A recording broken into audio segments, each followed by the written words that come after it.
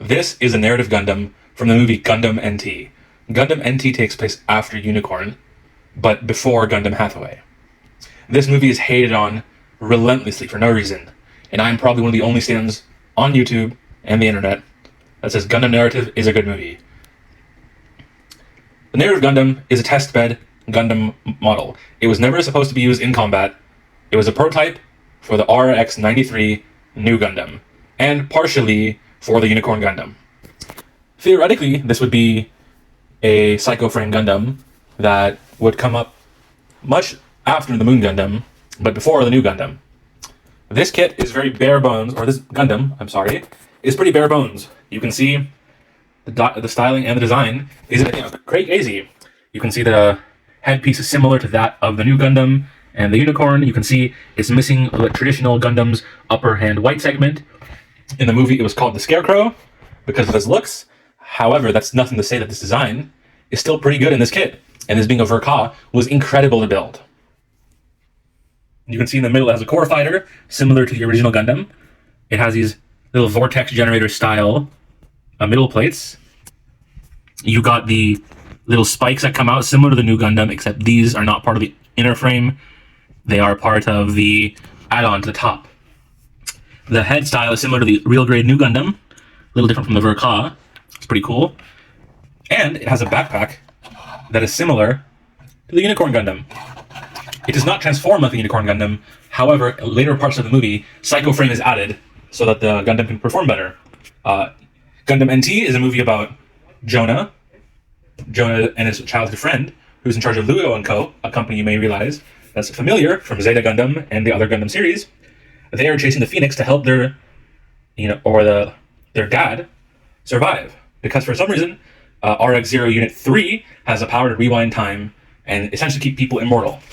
The last episode of Unicorn Gundam sort of jumped the shark with the time god thing, but hey, it's a movie about robots that could not exist IRL, so whatever. They have space superpowers. This kit was incredible to build.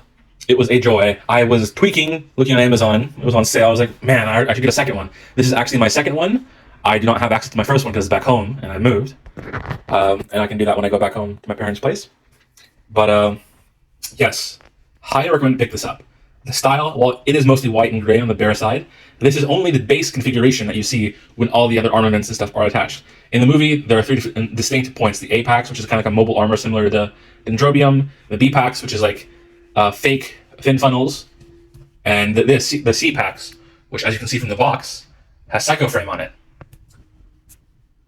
Let's look more into what the Gundam looks like.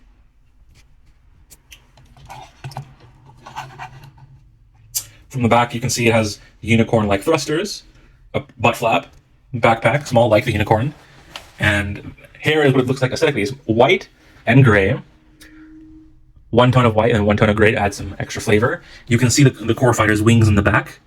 Very cool. And the fact this has a core fighter in it is pretty crazy. In terms of accessories, this kit does not come with much. It comes with, this beam rifle that's similar to the Jegan one, the shield, an extra mag, which I think I lost, Psycho Frame, 2 beam sabers, and a little beam saber holster kit that can go into the back. This kit's pretty crazy. Not gonna lie, I recommend it. I got it for $66 from Amazon. You can get it from Suru if it ever has it in stock from about 40 to 50. Highly recommend. So let's get into the articulation. This is the articulation section. This will be a little hard to do one-handed since I'm holding my phone to record. The big thing about articulation is it does not have a traditional crunch due to the core fighter in the middle, so there's extra movement from the waist. Articulation is pretty good and standard for a master grade Verka. It's one of the newer ones, so if you've built like the Zeta or the ZZ or anything that's coming out in the last 5 years, you know sort of what to expect. The arms can go pretty high. My one issue with the build is I don't know if the peg is far enough, and additionally the legs are kind of a little springy, a little strange. I don't know why that is. This is how high the arm can go. You can do a full 360 shoulder rotation, swivel beneath the elbow, swivel at the top of the elbow, or near the top of the shoulder, which is great because the RG Unicorn, that had some issues. You can bend the arm greater than 90 degrees. The hand ball socket seems to be larger than usual, and you can get a pretty good range of motion on that. The little chest part comes out a little, but I cannot seem the right side to do that. Don't know why. The head movement is pretty great. You can go forward, back, go up, down, and do a 360 without popping out. In terms of the shield, you can move this 360 like that. The attachment mechanism for the shield is a bit funky and strange. Normally it's just a peg going into the arm. However, since this kit, you just add a ton of things on. It's a weird little mechanism that is built like that. You get two of them, but without the shield it's a little unsightly. Normally there's just a peg or ball going into the arm. Very strange why that's not on this kit. Who knows? The front side skirt is pretty interesting with the ball type joint. Very nice, it'll get out of the way, and there's also a little bit of movement like that. Front leg can kick out this far, and it can kick out this far back. These legs both drop down, like most modern Gundam designs. Pretty cool. There is some locking mechanism in here that I'm not too aware about. The thruster on the back comes out, and you have really good ankle articulation. Kind of hard to show, but it's pretty good. Additionally, you get a holster here for the gun, or for like the beam sabers when you have it in when the destroy mode is not on. And this little hole is for the stand. It fits in about an action base 4 or 5 style hole, so it's not your regular 3mm hole. One thing I do have issue is it can pop out pretty easily from the lower waist. This kit, again, highly recommend you get it, even if you're not a big fan of the narrative Gundam movie. The engineering on this kit is pretty crazy. If you like building the Zeta Gundam, I think you'll enjoy building this. The side skirts were a little funky because they're meant to go on like that, so there was some issue I had with the ball peg like that.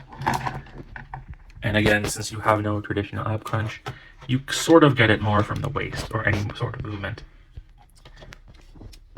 Overall, the articulation is really good. However, things like the core fighter do hinder something like the ab crunch.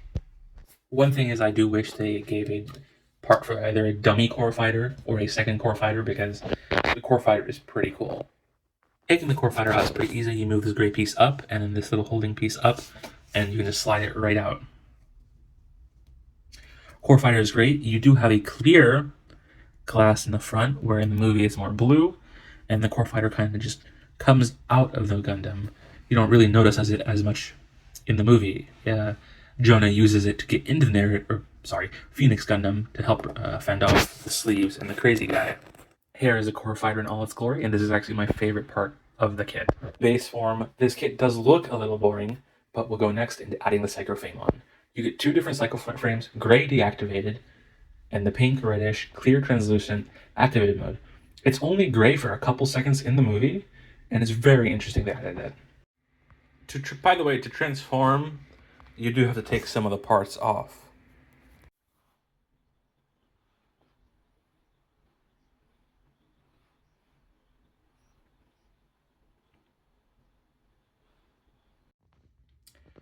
Here is the narrative Gundam with the NTD deactivated. The gray actually makes it look pretty good, and I think this is a pretty good default if you're not going to have it in the NTD activated. The gray psycho frame is cool. The narrative Gundam had green. Unicorn had red and then the green. And this one has gray. Overall, the first time it took me a little bit to do this. You have to take the arms off, and then you can have to take the legs, the feet off. Taking the legs out is helpful, actually. Hardest part was flipping these parts open, and also like the unicorn, it has some pop-out Vulcans. Be careful not to lose one part. It sucks that they don't come with an extra pair, so you can just keep it on there permanently.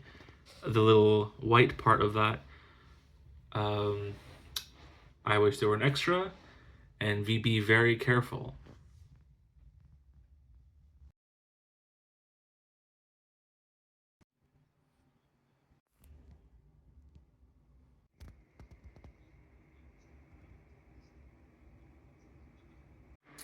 One downside to the pegs is, first of all, the way I did my hands, I kind of messed up. And second, the beam sabers fall out way too easily. The gun stays in fine, but I did think I did mess up a little on my fingers. and as you see, they'll fall out. So just be careful when doing those.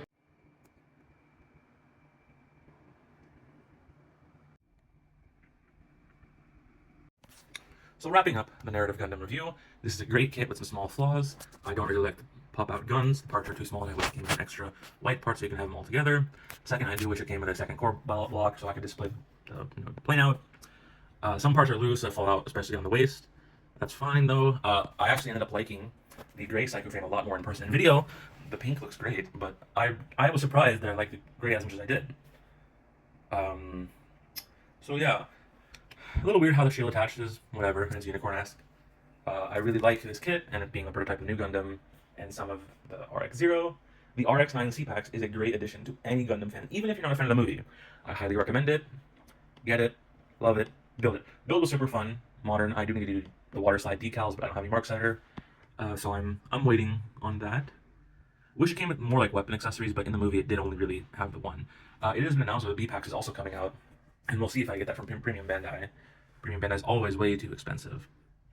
I haven't had any issues with the arms yet, but we'll see over time. The legs are a little funky in terms of like the extra crotch bend and also the springiness.